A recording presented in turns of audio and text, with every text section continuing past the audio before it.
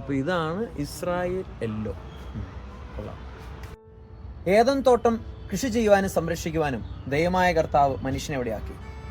ഇവിടെ നമ്മൾ കാണാൻ പോകുന്നത് ഒരു ഓർഗാനിക് ജൈവി ഗാർഡനാണ്. ഇവിടെ ആദോ ഹവയില്ല. നമ്മുടെ പ്രിയപ്പെട്ട ബാവുച്ചേട്ടനും ടെസ്സേച്ചിയും കൃഷി ചെയ്യുന്ന ടെറസിന് മുകളിലുള്ള ഒരു ഗാർഡൻ. അതിൻ്റെ വിശേഷങ്ങളാണ്. അപ്പോൾ നമുക്ക് കണ്ടാലോ? ഞങ്ങളൊരു വീഡിയോ ഇട്ടിരുന്നു ഒരു ഡ്രാഗൺ ഫ്രൂട്ടിൻ്റെ വിളവെടുപ്പിനെ കുറിച്ച്. അപ്പോൾ അതിൽ കുറേ ചോദ്യങ്ങൾ നമ്മളോട് ചോദിച്ചിട്ടുണ്ട്. നമ്മുടെ ഇൻസ്റ്റഗ്രാം, യൂട്യൂബ്, ഫേസ്ബുക്ക് എന്നിവയിൽ നിന്ന് നമുക്ക് ലഭിച്ച കുറച്ച് ചോദ്യങ്ങളാണ്. അപ്പോൾ നമുക്ക് ഇവരോട് ചോദിച്ചാലോ? ബാബുചേട്ടാ, നമ്മുടെ ഇവിടെ എത്ര ടൈപ്പ് ഡ്രാഗൺ ഫ്രൂട്ടുകളുണ്ട്, പിന്നെ അതിൻ്റെ ടേസ്റ്റ് എന്തൊക്കെയാണെന്നൊക്കെയാണ് ആൾക്കാർ ചോദിക്കുന്നത്. അപ്പോൾ അതിന് ഉത്തരം നമുക്ക് പറയാൻ പറ്റുമോ? ഇവിടെ ഉള്ളത് 4 വെറൈറ്റിയാണ് ഇപ്പോൾ ഉള്ളത്. അത് മലേഷ്യൻ റെഡ്, പിന്നെ പിങ്ക് എന്ന് പറഞ്ഞൊരു കളർ, ഒരു കുറച്ചുകൂടി ലൈറ്റ് കളറായിരിക്കും. പിന്നെ വൈറ്റ് ഉണ്ട്. പിന്നെ പുതിയതായിട്ട് കൊണ്ടുവന്നാണ് ഞങ്ങൾ ഇസ്രായേൽ യെല്ലോ. ഏറ്റവും കൂടുതൽ ഇവിടെ ഉള്ളത് ഏതാ? ഇത് മലേഷ്യൻ റെഡ്. അതാണ് നല്ല ടേസ്റ്റ് മധുരമുള്ളത്. ഈ ഇസ്രായേൽ യെല്ലോ നല്ല വെറൈറ്റിയാണ്. അത് കുറച്ച് റെയർ ഐറ്റമാണ്. ഈ ജൈവി ഗാർഡൻ ഡ്രാഗൺ ഫ്രൂട്ടിൻ്റെ സ്പെഷ്യാലിറ്റി എന്താണ്? അങ്ങനെ ബാബുച്ചേട്ടനോട് ചോദിച്ചു കഴിഞ്ഞാൽ എന്തായിരിക്കും ഉത്തരം? ജൈവി ഗാർഡൻ്റെ സ്പെഷ്യാലിറ്റി എന്ന് പറയാനൊന്നുമില്ല. ഇത് 100% ജൈവമാണ്. ജൈവവളം ഉപയോഗിച്ച് മാത്രം ചെയ്യുന്ന ഒരു തോട്ടമാണിത്. അപ്പോൾ അതിൽ നിന്ന് കിട്ടുന്ന ഫലത്തിന് നല്ലൊരു ടേസ്റ്റുമാണ്. ആൾക്കാർക്ക് ധൈര്യമായിട്ട് വാങ്ങാനുള്ള ഇതുണ്ട്. എല്ലാവരും ഒരു പ്രാവശ്യം വാങ്ങിയവർ പിന്നെ ഇതന്നെ ചോദിച്ച് വരുന്നുണ്ട്.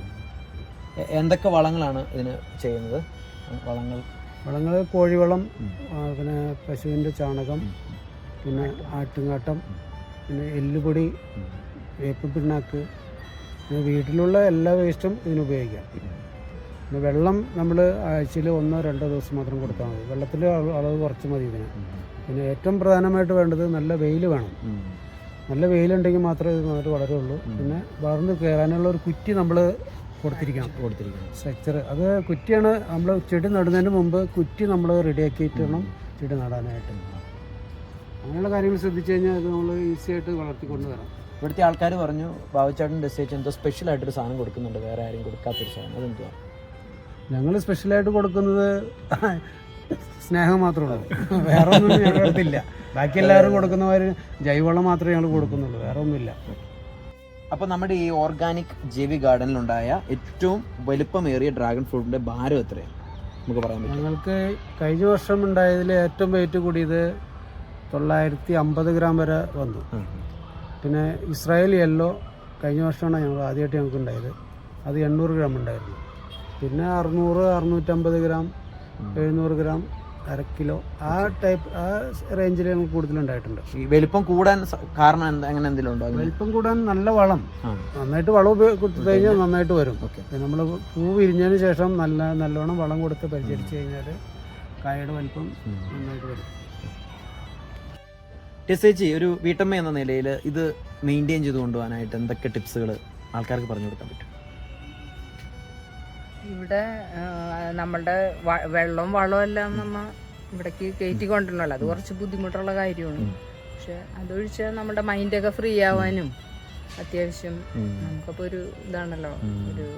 ഇവിടെ സമയം ചെലവഴിക്കുമ്പോൾ ടെസ്സേച്ചിക്ക് എന്താ തോന്നാറ്? ഒരു മൈൻഡൊക്കെ ഫ്രീ ആവുന്ന ഫീലാണ്.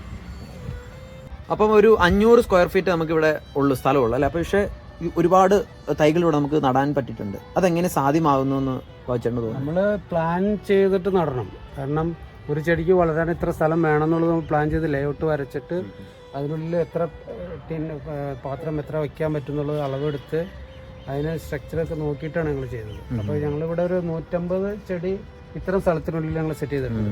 അതായത് ഒരു ബക്കറ്റിനകത്ത് 3 ചെടി വെച്ചിട്ട് ഞങ്ങൾ നട്ടിട്ടുണ്ട്.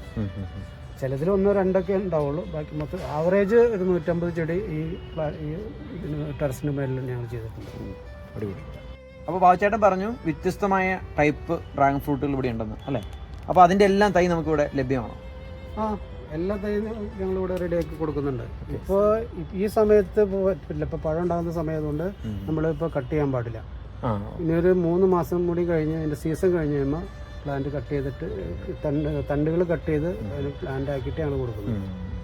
അപ്പോൾ എല്ലാ വെറൈറ്റി ഞങ്ങൾക്ക് അവൈലബിൾ ആണ്. പക്ഷേ ഇത് നമുക്ക് കണ്ടാലറിയാം ഒത്തിരി ഹാർഡ് വർക്കിൻ്റെ ഒരു ഉത്തരവാണ്. അപ്പോൾ അങ്ങനെയെങ്കിൽ ഇത് എന്തൊക്കെ ഡിഫിക്കൽട്ടീസ് ഇത് ചെയ്തപ്പോൾ തോന്നിയിട്ടുണ്ട്? എന്തൊക്കെ ബുദ്ധിമുട്ടുകൾ, കഷ്ടപ്പാടുകൾ തോന്നിയിട്ടുണ്ട്?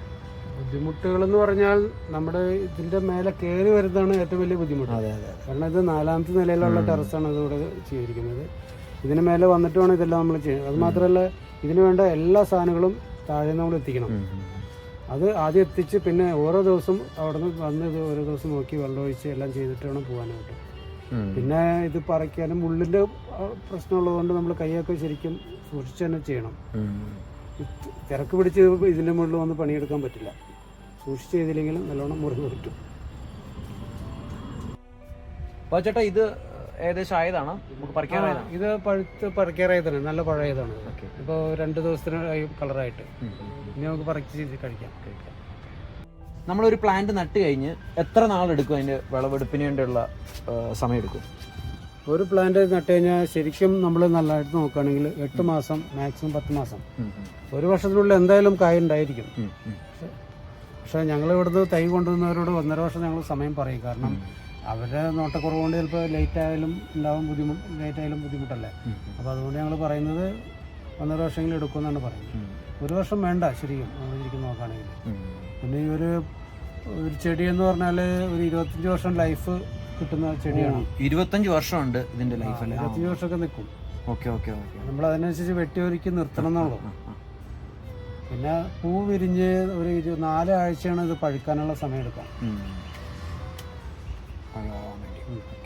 കഴിഞ്ഞാൽ നമ്മൾ കുറച്ച് സ്ലെറി ആയിട്ടുള്ള വളങ്ങളൊക്കെ ഒഴിച്ചു കൊടുക്കാം.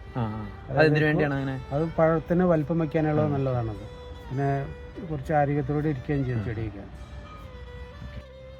ഈ ചെടി നടാനും നോക്കാനും ഒരുപാട് സ്ഥലമൊന്നും വേണ്ട. നമുക്ക് കുറച്ച് സ്ഥലത്ത് ചെയ്യാവുന്ന കാര്യങ്ങളേ ഉള്ളൂ. നമ്മൾ ചെയ്യാനുള്ള മനസ്സുണ്ടെങ്കിൽ ആർക്കും കുറച്ച് സ്ഥലമുള്ളവർക്കും ടെറസിലോ വീടിൻ്റെ പറമ്പിലോ വെയിലുള്ളിടത്ത് നല്ല വെയിലുള്ള സ്ഥലം നോക്കി ചെയ്യണം. മാത്രമല്ല ഇതിന് ചെയ്യുമ്പോൾ കുറ്റി കൊടുക്കണം. കുറ്റിയാണ് അതിൻ്റെ മെയിനായിട്ടുള്ള അതിൻ്റെ ആ കുറ്റിയിൽ പടച്ച് കയറി അത് അവിടെ നിന്ന് ശരിക്കും ഫലം ഉണ്ടാവുന്ന. Okay okay.